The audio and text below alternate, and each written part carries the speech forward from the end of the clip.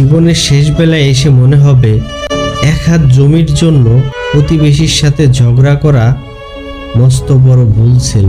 দল কিংবা গোষ্ঠীর নামে গ্রামের মানুষকে আহত কিংবা নিহত করাটা ছিল আর একটা বড় ভুল।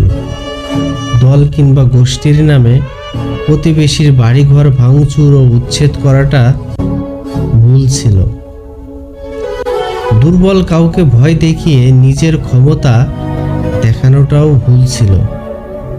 মিথ্যা অপবাদ আর মিথ্যা সাক্ষী দিয়ে কাউকে ফাঁসানোটাও ভুল ছিল।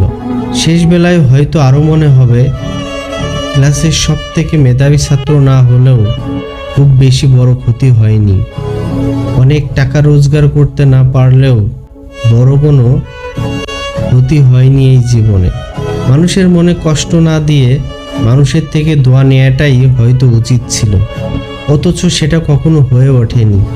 শেষ বেলায় এসে এমন হাজারো কথা বারবার মনে উকি দেয় যেগুলো হয়তো যৌবনকালে করা উচিত ছিল।